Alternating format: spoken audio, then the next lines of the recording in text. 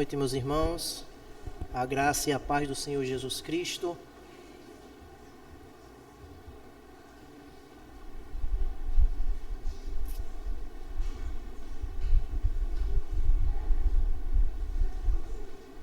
Eu ia estar trazendo o celular, mas depois que nós passamos dos 35 anos, as visões, a vista não é mais a mesma. Então, eu tive que trazer o notebook e colocar as letras lá, bem para podermos enxergar um pouco a palavra de Deus. Vamos ao texto bíblico, meus irmãos. Queria que os irmãos abrissem as suas Bíblias no Evangelho de Jesus Cristo, segundo escreveu Mateus, capítulo de número 5, e os versos, nós iremos começar do capítulo 43, e iremos até o capítulo 6, e até o versículo 4. Como disse o pastor Jefferson, nós estamos dando continuidade à série que está sendo titulada como Bem-aventuranças, a Revolução Silenciosa. E eu quero titular esse sermão de hoje, desse texto em que nós iremos expor, com o seguinte tema: razões para amarmos os nossos inimigos e a praticarmos a justiça e a generosidade. Vamos ao texto bíblico, meus irmãos. Diz assim a palavra do nosso Deus: vocês ouviram o que foi dito: ame o seu próximo e odeie o seu inimigo. Mas eu digo: amem os seus inimigos e orem por aqueles que o perseguem, para que vocês venham a ser filhos de seu Pai que estás no céu, porque ele faz raiar o seu sol sobre os maus e bons, e derrama a sua chuva sobre justos e injustos. Se vocês amarem aqueles que os amam, que recompensa vocês receberão? Até os publicanos fazem isso. E se saudarem apenas os seus irmãos, o que estarão fazendo demais? Até os pagãos fazem isso. Portanto, seja perfeito como perfeito é o Pai Celestial de vocês. Tenham cuidado de não praticar suas obras de justiça diante dos outros, para serem vistos por eles. Se fizerem isso, vocês não terão nenhuma recompensa do Pai Celestial. Portanto, quando vocês der esmola, não anuncie isso com trombetas, como fazem os hipócritas nas sinagogas e nas ruas, a fim de serem honrados pelos outros. Eu lhe garanto que eles já receberam sua plena recompensa. Mas quando vocês der esmola, que a sua mão esquerda não saiba o que está fazendo a direita, de forma que você preste a sua ajuda em secreto, e o seu Pai, que vê o que é feito em secreto, o recompensará. Vamos mais uma oração, meus irmãos. Querido Deus, nós te louvamos e te pedimos o teu auxílio para a exposição da tua palavra. Pedimos o teu Santo Espírito que esclareça e ilumine o nosso entendimento e prepare o nosso coração para a mesma. Nós te louvamos e te bendizemos, em nome de Cristo Jesus, teu Filho. Amém. Pois bem, meus irmãos, durante o século XIX, a população tribal da Nova Zelândia estava em conflitos com as tropas britânicas. E um dia, as tropas britânicas se recuperavam de um conflito que tinha sido muito duro. Um general chamado Cameron e seus homens se acamparam ali à beira de um rio, bem próximo à tribo que seria atacada. Os seus soldados estavam exaustos, sem alimento, quase sem provisões, e estavam ali aguardando com um pouco de forças que restavam um ataque das tropas inimigas. até que um momento, um sentinela deu o aviso: olha, vem subindo aí as embarcações dos maores, que eram as tropas inimigas. Estava subindo com seus barcos, mas os barcos estavam trazendo, todos carregados com leite, cabras e batatas. Os barcos se aproximaram, os maores desceram e foram ali falar com os soldados, dizendo: ouvimos dizer que vocês estão famintos. E o livro que os missionários nos deixaram diz: se o teu inimigo tiver fome, dai-lhe de comer. Vocês são os nossos inimigos. Vocês estão com fome. Nós viemos alimentá-los. E deixaram ali os alimentos e voltaram para os barcos e voltaram felizes para a sua ilha. Esses neo-holandeses, maores, iluminados pela palavra, mostraram na prática o que a palavra de Deus nos ensina. Como você tem agido com os seus inimigos? Como você tem agido com aqueles que falam mal de você? Com aquele seu amigo que tenta lhe dar uma rasteira no seu trabalho? Ou até mesmo aquele seu vizinho que tenta tirar sua paz por saber que você é cristão? Como você tem agido com os teus inimigos? No entanto, meus irmãos e irmãs, a grande ideia de Mateus aqui é que o reino de Jesus Cristo nos chama a amar sem limites e praticar a justiça, buscando não o reconhecimento humano, pois a nossa recompensa vem do Pai Celestial. Pois bem, meus irmãos, esses assuntos que Jesus vai aqui abordar é separado em 3 partes. A primeira parte é o chamado ao amor incondicional, que vai de Mateus capítulo 5, dos versos 43 ao 48, onde Jesus corrige o ensinamento distorcidos dos escribas, acrescentando ódio aos seus inimigos na lei de Moisés. A segunda parte é o perigo da hipocrisia na justiça, que vai de Mateus capítulo 6 aos versos 1 e 2, onde Jesus alerta os seus discípulos do perigo do uso da justiça para fins próprios.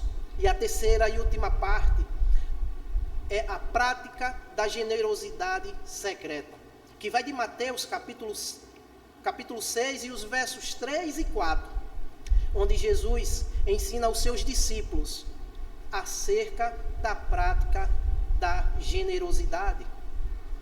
Portanto, queridos irmãos e irmãs, o texto em que nós acabamos de ler apresenta 2 ensinamentos centrais do Sermão do Monte: o chamado para amarmos não apenas os nossos inimigos, não apenas o nosso próximo, mas também o nosso inimigo, e exorta também a prática da fé, que nossa prática de fé seja realizada com sinceridade e não para exibição pública. Ao interpretarmos esse trecho à luz da teologia bíblica, perceberemos que Jesus vai nos revelar o caráter de Deus e esses ensinamentos que dialogam entre o Antigo Testamento, obrigado, meu irmão, entre o Antigo Testamento quanto à plenitude do Novo, nos chama e nos convida a uma transformação radical do coração e das nossas práticas cotidianas. Pois bem, meus irmãos,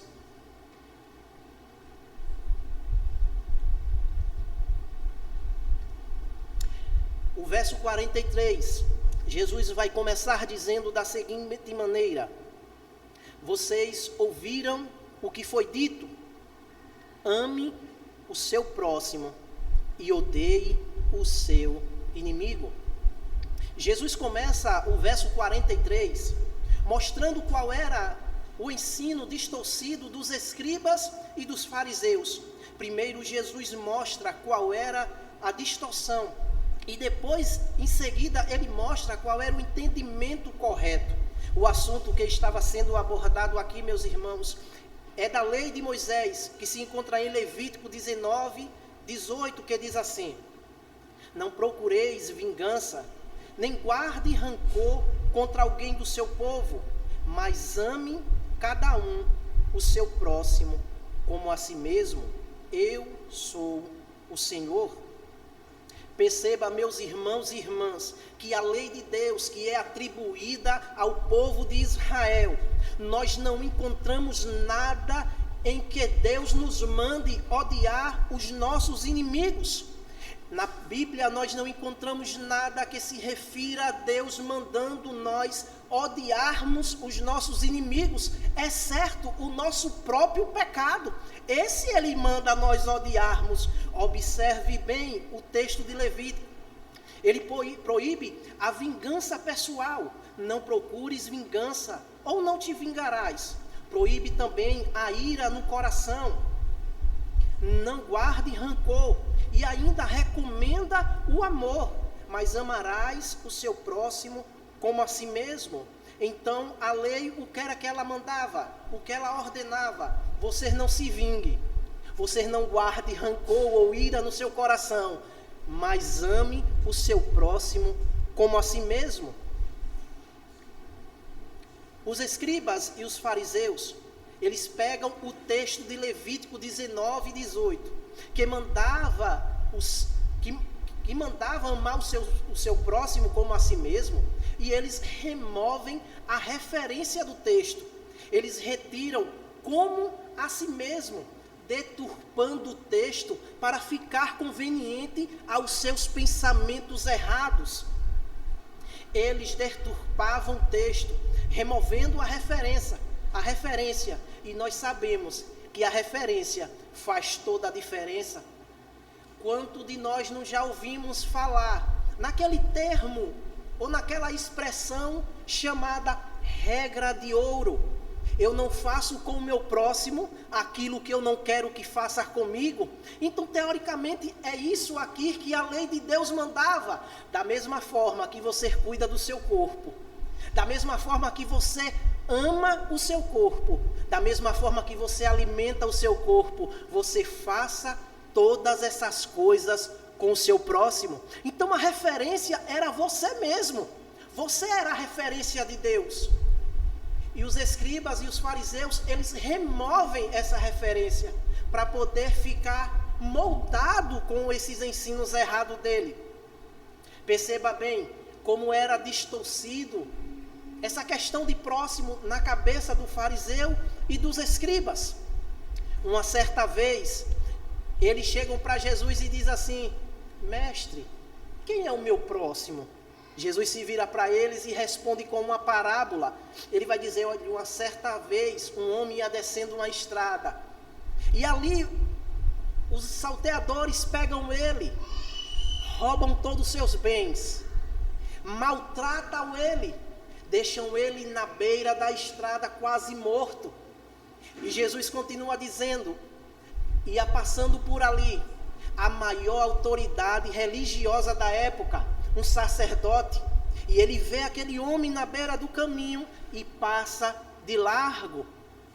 Logo em seguida, passa a segunda autoridade daquela época, um levita, olha para aquela situação e passa de largo.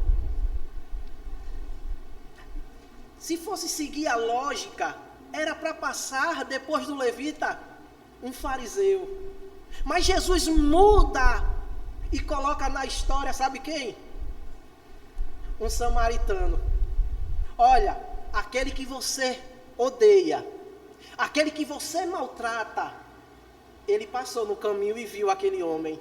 E Jesus continua dizendo: olha, ele pega aquele homem, cuida das suas feridas, lava os seus ferimentos, pega ele, coloca em seu animal e leva para uma estrebaria. Ali ele cuida dos seus ferimentos, paga para que ele seja cuidado. Jesus se vira para ele e diz: olha, esse é o seu próximo. Sabe aquele que você odeia? Sabe aquele que você maltrata? Esse é o seu próximo. Então, era distorcido essa questão de próximo na cabeça do fariseu. Próximo para um fariseu era primeiro o seu irmão, segundo o seu primo e terceiro o seu conterrâneo. Na cabeça do fariseu, ele até se juntava com quem ele não gostava para ir de encontro de um estrangeiro ou de alguém que não fizesse parte do seu círculo religioso. Perceba bem, meus irmãos, que na cabeça do fariseu era totalmente distorcido essa questão de próximo. Mas Jesus, ele veio para mostrar, olha, o seu próximo. Sabe qual é a lição daquela parábola? Próximo é todo aquele que Deus colocar no seu caminho. Então, todo aquele que Deus colocar no seu caminho, você cuide, você ame, você alimente. Essa é a regra de ouro. Da mesma forma que eu cuido do meu corpo, da mesma forma que eu alimento o meu corpo, da mesma forma que eu amo o meu corpo, eu faço a mesma coisa com o meu próximo. Mas vamos dar seguimento, meus irmãos. Capítulo de número 44, Jesus ele vai agora mostrar qual é o pensamento correto do versículo anterior. Mas eu digo, ame os seus inimigos e orem por aqueles que o perseguem. Aquela geração nunca tinha ouvido essas palavras. Esses eram um ensinamento novo, totalmente impactante. Amai os vossos inimigos. O conceito de amar inimigos já estava no Antigo Testamento. Se nós observarmos Êxodo, capítulo de número 23, e os versos de número 4 e o verso 5, vai dizer bem assim: se você encontrar perdido um boi ou um jumento que pertence ao seu inimigo, leve-o de volta a ele. Se você viu um jumento de alguém que o odeia, caído sobre o peso da sua carga, não o abandone, mas procure ajudá-lo. Observe que Êxodo 23 está nos dando instruções para que nós cuidemos dos animais dos nossos inimigos. Se você vê um animal do seu inimigo passando por necessidade, cuide, ajude. Já está explícito aqui, meus irmãos, o amor ao próximo, mas nessas palavras, ame os seus inimigos. Isso nunca tínhamos visto, isso era impactante, isso era novo, tão novo que Jesus vai dar razões pelo qual nós devemos amar os nossos inimigos. Vamos para o versículo 45.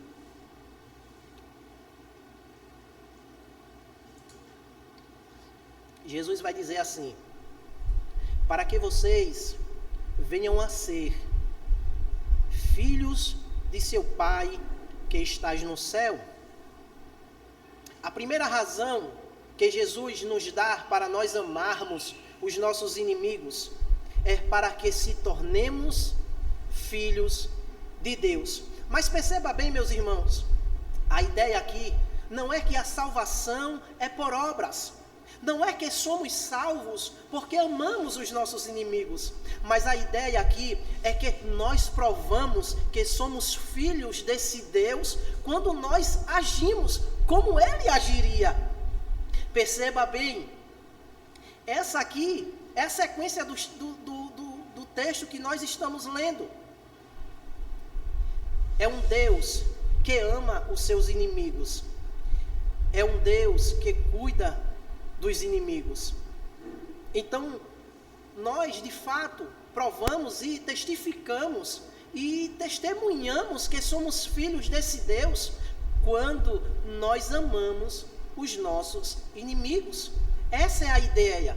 O filho imita o pai. Se nós temos um Deus que ama inimigo, então nós provamos que somos filhos desse Deus, amando também os nossos inimigos. A parte B do versículo vai dizer: porque ele faz raiar o seu sol sobre os maus e bons, derrama chuva sobre justo e injusto.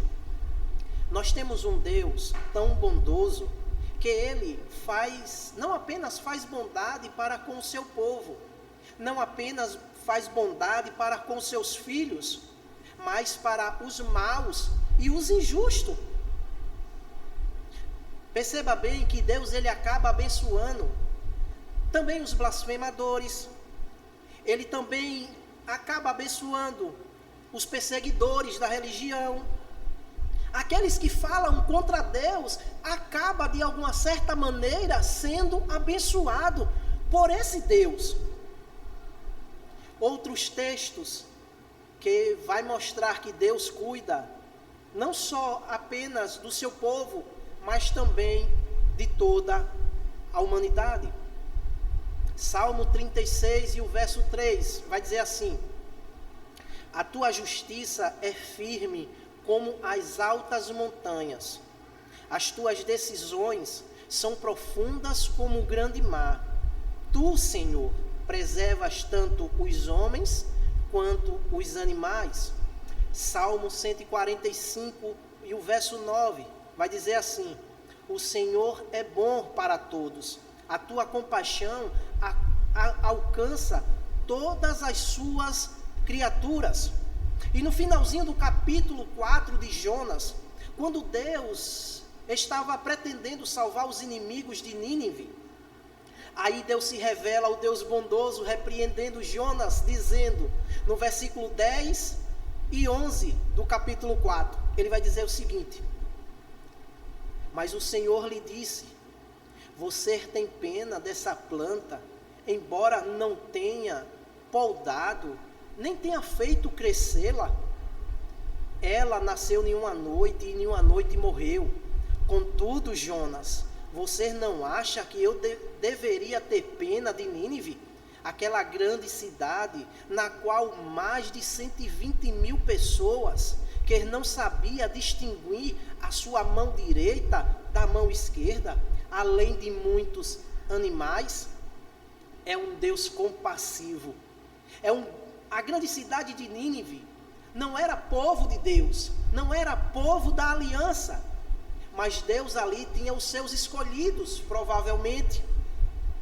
Mas aqui nós vamos ver Deus com compaixão, não apenas de Nínive, mas também dos seus animais. É um Deus compassivo, é um Deus bondoso. Então, por que razões nós devemos amar os nossos inimigos? Para que provemos que de fato somos filhos de Deus. Não porque estamos dizendo, porque nossos atos mostram que nós agimos igual esse Deus age. Os puritanos tinham o seguinte ditado: os teus atos falam tão altos que eu não consigo ouvir as tuas palavras. Os nossos atos têm que falar mais alto do que as nossas palavras. E de fato, quem tem que falar não são as nossas palavras, são os nossos atos. Nós pregamos com palavras, é claro, mas as nossas palavras só serão acreditadas se os nossos atos acompanharem, se os nossos atos corresponderem a tal palavra. É muito mais eloquente um crente que mostra o amor ao próximo com as suas ações, do que aquele crente que passa o dia todinho falando de Bíblia e de igreja. É muito mais eloquente. Perceba, meus irmãos, que aquele crente que só fala de igreja, de Bíblia, mas só fala e não age. Deus quer que nós hajamos. Discípulos é aquele que imita o mestre. Foi para isso que Deus nos chamou. Foi para isso que Cristo te chamou. A segunda razão para a qual Jesus nos chama e nos dá para nós amarmos os nossos inimigos é para que nós diferenciamos dos que não são filhos de Deus. Para que haja uma diferença, não uma diferença, mas é uma diferença no comportamento. Os próximos versos nós vamos ver isso. Verso 46 e 47. Jesus vai dizer assim: se vocês amarem aqueles que os amam, que recompensa vocês receberão? Até os publicanos fazem isso. E se saudarem apenas os seus irmãos, o que estarão fazendo demais? Até os pagãos fazem isso. Aqui Jesus cita dois grupos de pessoas: os publicanos e os pagãos, ou os gentios.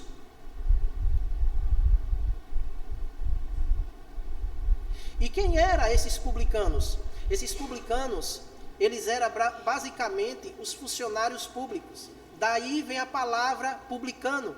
Publicano vem da raiz da palavra público. Esse contexto dos publicanos eram os cobradores de impostos. Você lembra que nessa época Roma tinha invadido grande parte do Oriente, e Israel estava invadida por Roma. E esses publicanos eram odiados pelos judeus, porque eles eram judeus contratados por Roma para receber imposto do seu próprio povo. Então, por isso eles eram odiados.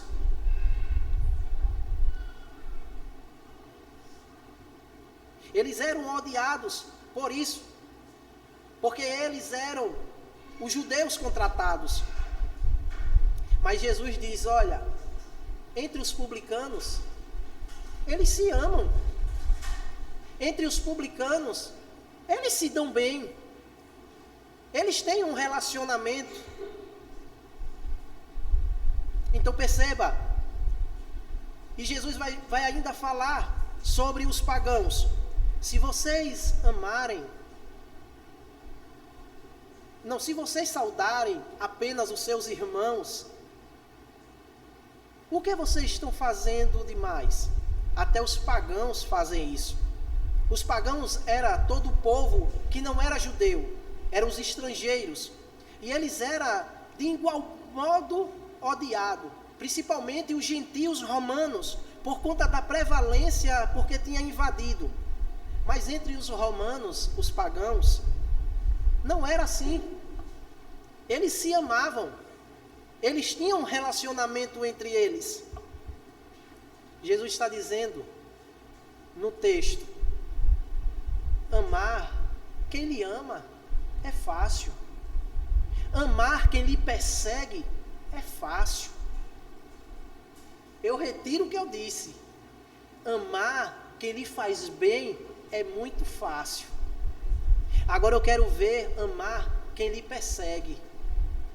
Eu quero ver amar. O desafio nosso não é amar, não apenas o nosso próximo. Eu amo o irmão Jackson, porque ele sempre chega e fala comigo quando chega. Eu quero ver amar aquele irmão, ou até mesmo aquele de fora, que diz: ali não é crente não. Aquele ali, pelo que fez no passado, o seu desafio, o meu desafio é amar, sem olhar para quem é. Porque amar quem nos ama é fácil. Amar quem me faz bem é muito fácil. Mas quando nós olhamos para aquele vizinho que tira a nossa paz, aí sim é o desafio amá-lo. É aí que nós temos que mostrar essa diferença daquele que serve para o que não serve.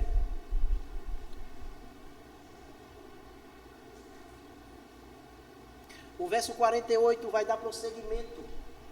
Jesus vai dizer o seguinte: portanto, sejam perfeitos, como perfeito é o Pai celestial de vocês. Jesus está chamando seus discípulos a um padrão moral elevado, que reflete a santidade de Deus, que se conecta a Levítico 19:2, que diz: sejam santos, porque eu, vosso Deus, sou santo. A ideia aqui não é apenas seguir regras externas, mas desenvolver um caráter moldado pelo amor e pela justiça de Deus. Embora a perfeição absoluta nós só encontraremos na glorificação quando estivermos com Cristo Jesus, os crentes devem buscar crescer em santidade, como Paulo falou aos irmãos filipenses, em Filipenses 3:12 e 14, ele vai dizer: não que já tenho obtido tudo isso, eu tenho ou tenha sido aperfeiçoado, mas prossigo para alcançá-lo, pois para isso também fui alcançado por Cristo Jesus. Irmãos, não penso que eu mesmo já tenha alcançado, mas uma coisa faço, esquecendo-me das coisas que ficaram para trás e avançando para as coisas que estão adiante, prossigo para o alvo, a fim de ganhar o prêmio do chamado celestial de Deus em Cristo Jesus. Não é que nós, agora eu sou santo. Não. Mas se o nosso Deus é santo, o nosso caráter tem que ser moldado como o caráter de Deus. Nós só vamos ser santos plenamente quando nós estivermos com Cristo, mas nós buscamos essa santidade, nós buscamos, porque Paulo diz: olha, da mesma forma que eu fui chamado para ser santo, eu ainda não consegui, eu prossigo em frente, em busca dessa santidade. Sejam santos, porque o vosso Deus celestial, o Pai de vocês, é santo. O verso 6, Jesus ele vai agora mudar um pouco a dinâmica do ensino. Se nos versos passados ele estava ensinando acerca do amor ao próximo, agora ele vai olhar para dentro de cada um e ele vai dizer assim: tenham cuidado de não praticar suas obras de justiça diante dos outros para serem vistos por eles. Se fizerem isso, vocês não terão nenhuma recompensa do Pai Celestial. Jesus aqui alerta sobre a hipocrisia religiosa. O problema não era a realização de obras em público, mas fazer isso para ser visto e elogiados pelos outros. O foco aqui está no coração, na motivação do coração. Se a intenção for buscar glória humana, isso anula totalmente a recompensa de Deus. No contexto judaico, obras de justiça incluía a esmola, oração e jejum, práticas que os fariseus realizavam publicamente para ganhar status espirituais. Perceba bem que Jesus ele vai ver a motivação do coração. O problema não é ajudar os outros. O problema não está em fazer uma obra. E olhe que nós vivemos em uma sociedade que hoje tudo é mostrado. Nós vivemos em uma era em que, na era digital, tudo é mostrado. E aqui vai o nosso mais um desafio. Qual a motivação em que nós estamos postando? Qual é a motivação da nossa ajuda? Jesus, ele conhece o nosso coração. O salmista vai dizer que esse Deus, ele é tão grande, tão poderoso, que ele consegue esquadrinhar o coração do homem. Não há nada que nós possamos esconder desse Deus. Ele disse: se eu se deitar ali, ele sabe onde eu estou. Se eu descer até a última profundeza que há, ele ali está comigo. Se eu subir até o alto céu, ele me vê. Nós não conseguimos. Em uma certa parte, é uma mistura de sentimento. Eu fico alegre por saber que ele é poderoso, o máximo que sabe de tudo, e ao mesmo tempo eu tenho medo, eu tenho um temor de saber que ele conhece o mais profundo do meu coração. Só ele sabe o que passa no nosso coração. Então, a motivação do coração é o foco que Jesus está querendo tratar aqui. E ele vai, no verso 2, dizer: portanto, quando vocês der esmola, não anuncie isso com trombetas, como fazem os hipócritas nas sinagogas e nas ruas, a fim de serem honrados pelos outros. Eu lhes garanto, eles já receberam sua plena recompensa.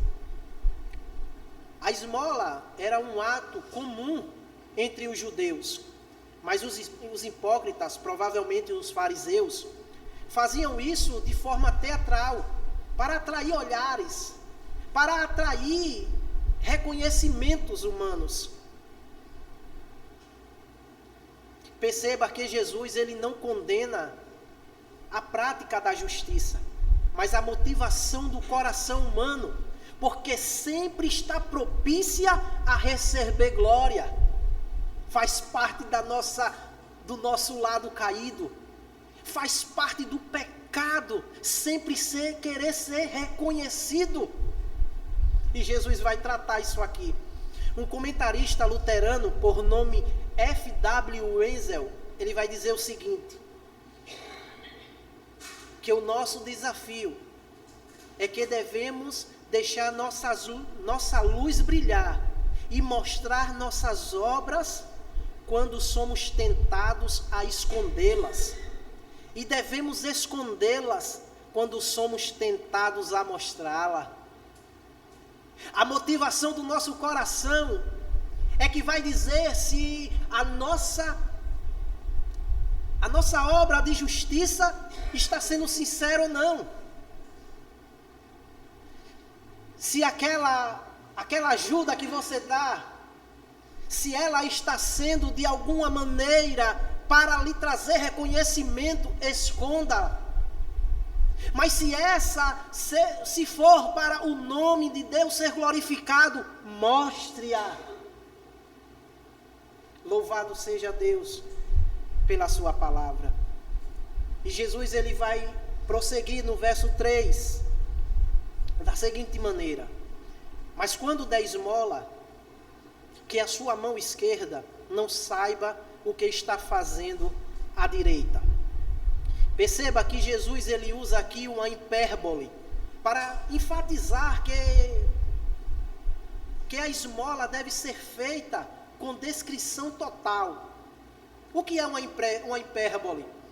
É uma figura de linguagem que exagera no ato, indicando para enfatizar um ponto, para não ser feita ou com a intenção de não ser tomada literalmente. Lembra do sermão passado, quando o pastor Jefferson falou: olha, se o seu olho lhe faz pecar, arranca-o. Não é que nós vamos arrancar literalmente o olhar, mas aqueles hábitos que nos fazem pecar, esse tem que ser removidos da nossa vida. Então, isso é uma hipérbole. A mão esquerda não saber o que faz a direita, indica que até mesmo o próprio doador não deve se vangloriar. ou alimentar orgulho na sua generosidade. A sua prática de generosidade tem que ser sem orgulho. Não pode ter orgulho na nossa ajuda. Se eu estou ajudando e eu vejo que em mim está criando um orgulho, não ajude. É melhor não ajudar do que ajudar com hipocrisia. E Jesus vai continuar no verso 4 para nós terminarmos. De forma que vocês prestem a sua ajuda em secreto, e seu Pai que vê o que é feito em secreto o recompensará. Deus vê o que é feito em oculto e recompensa aquele que serve a Ele com sinceridade. A recompensa de Deus não é necessariamente material, bens materiais, mas pode ser espirituais. Crescimento na fé, alegria, tesouros no céu, como diz Mateus capítulo 6 e os versos 19 e 20.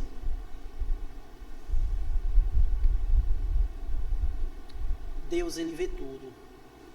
Ele consegue ver o nosso coração e a nossa motivação. Que nossa ajuda seja sincera diante de Deus. E que as bênçãos do Senhor sejam em nossas vidas. Não porque nós praticamos obras, mas por saber que em meio às obras, antes disso, Ele nos alcançou. Porque nós não fazemos para ser salvo. Nós somos salvos, por isso fazemos. Queria deixar 4 breves aplicações para nós terminarmos. A primeira aplicação é: pratique o perdão e o amor ativo, mesmo em situações difíceis. Pergunte-se: quem são os inimigos que Deus está me chamando a amar hoje? A segunda aplicação é: ore por pessoas que ofenderam e prejudicaram. Isso transforma o coração e reflete o caráter de Deus. E a terceira aplicação: pergunte a si mesmo: por que faço o que faço? Busque a glória de Deus e não a aprovação dos homens. E a quarta e última aplicação: examine suas motivações. Nas suas obras, cultive uma vida de sinceridade diante de Deus. Que Deus nos abençoe e que essa palavra que Deus nos trouxe hoje nos traga um momento de reflexão e que nós possamos sair daqui de formas diferentes e mostrando que de fato nós somos filhos desse Deus bondoso. Que Deus abençoe.